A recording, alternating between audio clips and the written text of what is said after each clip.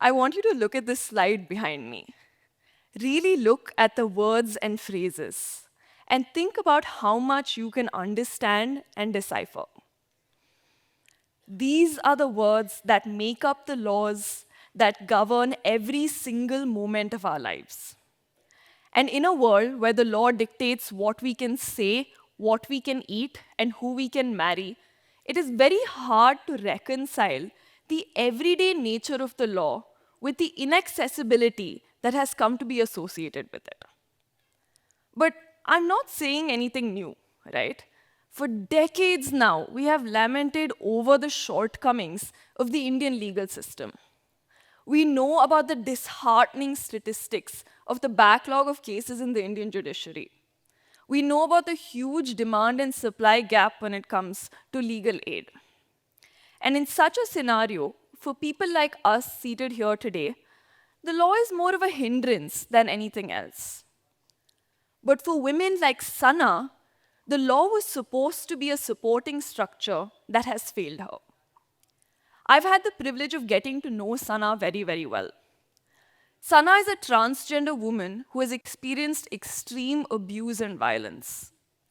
During her time as a sex worker, she was routinely harassed. Despite these circumstances, she put herself through university and started an organization called Swatantra to advocate for the rights of transgender individuals. I'm telling you about Sana's story because the law has failed her at every single step of her life. Police have refused to help her. Employers have engaged in discriminatory practices, and government authorities have turned a blind eye. Sana did not have anyone to hold her hand through complex and meandering legal processes. And while social and legal issues are inextricably linked, I can't help but wonder, could Sana's life have looked different if she had someone in her corner to help her navigate the law? I'd now like for you to step into Sana's shoes. If you were in her position, could you have gone to the police station and gotten an FIR registered with the police? Could you have drafted and sent a legal notice to your employers? And if your answer is no, you belong to a majority of the Indian population that lacks the knowledge and the support to navigate the contours of the Indian legal system. This realization became all too stark when I joined law school. In fact, the realities of the lives of people like Sana didn't sit well with me because of the kinds of constitutional visions that I was learning about in class. These realities are what led me to found Outlawed India. I started Outlawed in my second year at university as an initiative to bolster awareness of the law. We onboarded law students as volunteers across the country who conducted legal awareness workshops in government schools, private schools, Anganwadis, and labor camps. Within a year, we were able to reach 2,000 individuals to teach them about key criminal law procedures, women's rights, child rights, cyber laws, and so much more. But very quickly, we realized that just awareness was not enough to help our communities address the legal issues that they were facing on an everyday basis. Why did this happen? Take a look at this format of a first information report that's up on the screen behind me. This is the template that we use to help people learn about how to file a complaint with the police and what your FIR is supposed to look like. Here's the thing though, knowing what the template of an FIR looks like will not give you the courage or the dhairya that you need to walk into a police station by yourself and actually get that FIR registered. I was stuck. I had thought that awareness would lead to action, but there were clearly parts of the equation that we had completely missed out on. This was also around the time that I was graduating from university, and I had to make a decision about my career. At that point, I decided that I would pick a problem and not a profession. I didn't want to be a lawyer, a social worker, or a policy researcher. I wanted to be someone who would commit herself to the problem of access to justice and do the best that I could do there. So with that in mind, at the age of 23, I took the plunge to do Outlawed India full-time straight out of college. And at this point, I knew one thing for certain. We needed more manpower in the legal industry. It may shock you to know that we have 15 lakh lawyers in India to represent all the legal interests of 1.4 billion people in this country. Just to compare this to another industry, we have 18 lakh doctors, 36 lakh nurses, and 10 lakh ASHA workers in the medical industry. And that's when it hit me. What if we could build the ASHA workers of the law? The law is one of the only large public-facing industries in this country that has no social intermediaries. And in a country where we have 23 cases added to our caseload every single minute, we need all the help that we can get. Enter Outlawed India's Nyaya Mitra initiative. At Outlawed, we're building the country's ASHA workers of the law who are trained to provide first point of contact legal aid. There are a few characteristics that make our Nyaya Mitras incredibly unique. First, all our Nyaya Mitras are from communities and for communities.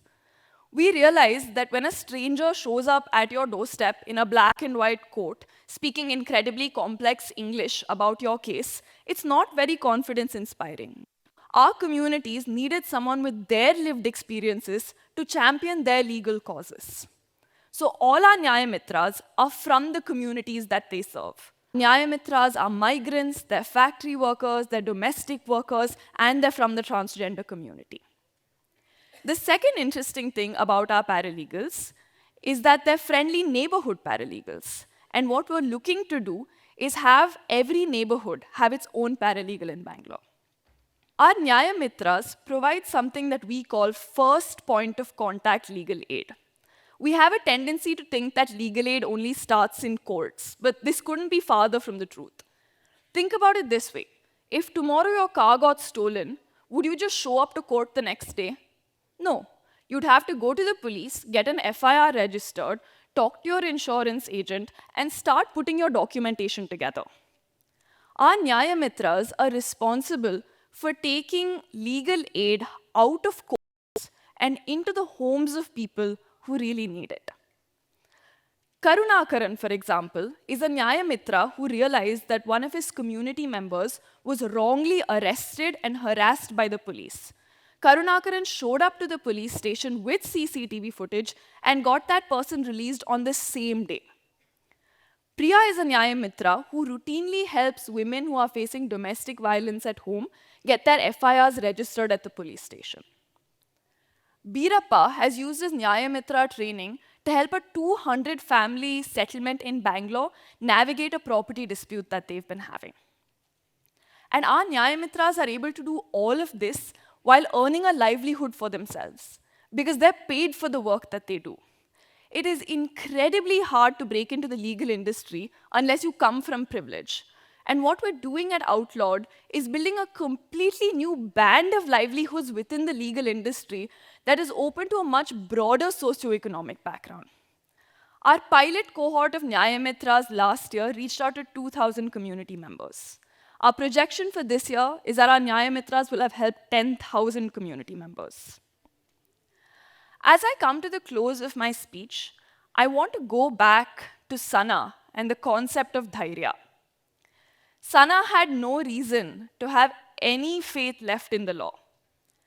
Despite this, Sana joined us as a Nyaya Mitra. She has helped over 200 transgender community members receive their documentation. She's also set up the city's first ever Nyaya Mitra clinic for free legal aid, where she regularly counsels community members through their legal issues. So tomorrow, if you encounter a legal issue, you can look up Nyaya Mitra Clinic on Google Maps and head on over to Sana, and she'll help you out. At the end of the training for our first cohort, the one word that we heard from every single Nyaya Mitra was the word dhairya.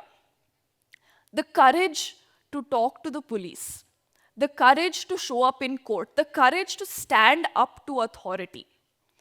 When I think about paralegals like Sana, Priya, Varun, Karunakaran, I realize I've learned a very important lesson.